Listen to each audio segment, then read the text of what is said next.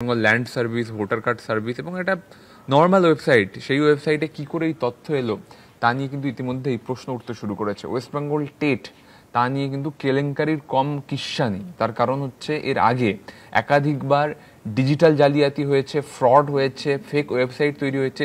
সেই জায়গায় এই যে ওয়েবসাইট, সেই ওয়েবসাইটে কি করে এই তথ্যগুলো চলে এলো, এত সেন্সিটিভ তথ্য, যে সেন্সিটিভ তথ্যগুলো দিয়ে পড়ুয়াদের এত তথ্য পাওয়া যেতে পারে এবং তারা যে পাশ করেছেন সেই সার্টিফিকেট পর্যন্ত, আমি আরও একবার দেখাবো, সেই সার্টিফিকেট পর্যন্ত একসঙ্গে সবার যা পর্ষদের ওয়েবসাইটে পর্যন্ত নেই, তা কি করে এই ওয়েবসাইটে এলো। এবং এইভাবে পর পর কিন্তু নাম ধরে তাদের ডেট অফ বার্থ এবং তাদের এই ডেট পাসের সার্টিফিকেট এখানে রয়েছে, যেটা কিন্তু পর্ষদের ওয়েবসাইটে নেই। পর্ষদ বলছে তারা বিষয়টিকে খতিয়ে দেখে পদক্ষেপ করবে। আবারও কি কোনো জালিয়াতি নাকি নিছক এই তথ্যগুলো কোনোভাবে চলে এলো এই থার্ড পার্টি ওয়েবসাইটের হাতে? এটা নিয়ে কিন্তু প্রশ্ন তুলছেন অনেকে। ক্যামেরা গৌরবের সঙ্গে সুমন, TV9 বাংলা, কলকাতা। আমাদের প্রশ্ন থাকছে এটা কিভাবে সম্ভব হচ্ছে। সেখানে আমরা যতটা পেরেছি কিছু সময়ের মধ্যে আমরা প্রায় 1,50,406 জনের তথ্য সেখান থেকে আমরা কপি করতে পেরেছি এবং আমরা দেখছি এই তথ্যগুলো সঠিক তথ্য। এবং এটা বাইরে কিভাবে এলো এটা আমাদের প্রশ্ন থাকছে। আমরা যে 22 স্টেট প্রার্থীরা পরীক্ষা দিয়েছিলাম, সেখানে আমাদের পরীক্ষায় রেজিস্ট্রেশন করেছিল 6,90,932 জন এবং পরীক্ষায় বসেছিল 6,19,102 জন এবং সেখানে উত্তীর্ণ হয়েছিল, পর্ষদ জানিয়েছিল, 1,50,491 জন। তার মধ্যে আমরা 1,50,406 জনের তথ্য তার ওয়েবসাইট থেকে পেয়ে গেলাম। এটা কিভাবে সম্ভব হলো?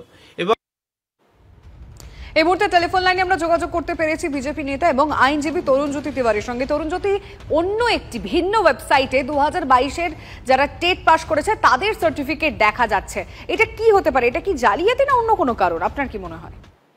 আমিও চেক করলাম, দেখলাম, দেখে বেশ কিছু সন্দেহ জাগছে। কারণ এই পিডিএফটা কিছু অ্যাপ্লিকেশন ফাইল করে তারা পিডিএফটা চেয়েছিল, তাদেরকে দেওয়া হয়নি। হঠাৎ করে দেখা যাচ্ছে অন্য এক জায়গায় পাবলিশ হয়ে গেছে। আপনাদের হয়তো মনে নেই, কিন্তু আমাদের মনে আছে 2014-র রেজাল্টের ক্ষেত্রে ওরকম একটা কিছু হয়েছিল। তারপর সেটা চেপে যাওয়া যায়। একটা নাকি বিধাননগর সাইবার পিএসএ কমপ্লেন্টও হয়েছিল। সেই কমপ্লেন্টের ভবিষ্যৎ কি হলো আমরা জানি না, কিন্তু এই লিস্টটা বড় ডেঞ্জারাস। আপনারা এই দেখে থাকেন, আমি প্রায় 700 জনের ওপর দেখলাম যারা কিন্তু টেটে বসার বয়স উত্তীর্ণ করে গেছে। তারা কি করে বসলো, তাদের নাম কিভাবে আসলো, এগুলো কোশ্চেন থাকবে। যে তথ্যগুলো আছে যারা পাস করেছেন তাদের কিছুজনের সাথে কথা হলো আমার, তারা বলছে হ্যাঁ কি কি আছে ওখানে। তাহলে অ্যাপারেন্টলি ঠিক তথ্য মনে হচ্ছে, সেটা অন্য কোথাও গেল কি করে, আরো কি কোনো দুর্নীতির গন্ধ আছে কিনা এর মধ্যে, বিষয়টা দেখার প্রয়োজন আছে।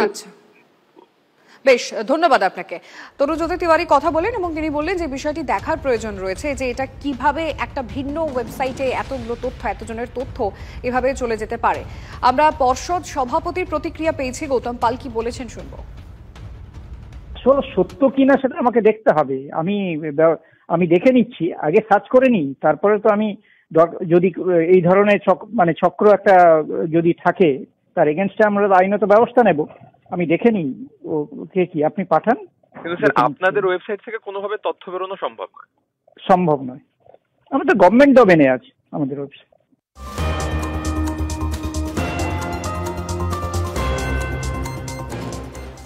টিএমসিপির প্রতিষ্ঠা দিবসে স্থগিত হলো স্নাতকোত্তরের পরীক্ষা। কলকাতা বিশ্ববিদ্যালয়ের উল্টো পথে কিন্তু বিশ্ব বাংলা বিশ্ববিদ্যালয়। 28 আগস্টের পরীক্ষা হবে 30 আগস্ট। পড়ুয়াদের অনুরোধেই পরীক্ষা পিছানো হচ্ছে বলে দাবি বিশ্ববিদ্যালয় কর্তৃপক্ষের।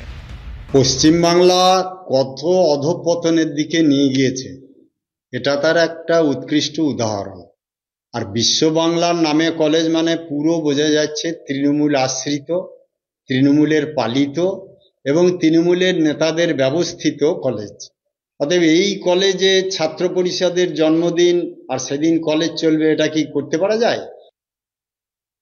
লেখাপড়া ডকে বিশ্ব বাংলা বিশ্ববিদ্যালয়ে বানিয়েছেন, ওখানে গিয়ে আরেকটা মৌরসি পাট্টার জায়গা বানাবেন বলে, এবং সেখানে পড়াশোনা নিয়ে যে আসলে তারা কতটা সিরিয়াস, তার অথরিটি, সেটা এই ঘটনায় আবার পরিষ্কার হয়ে গেল।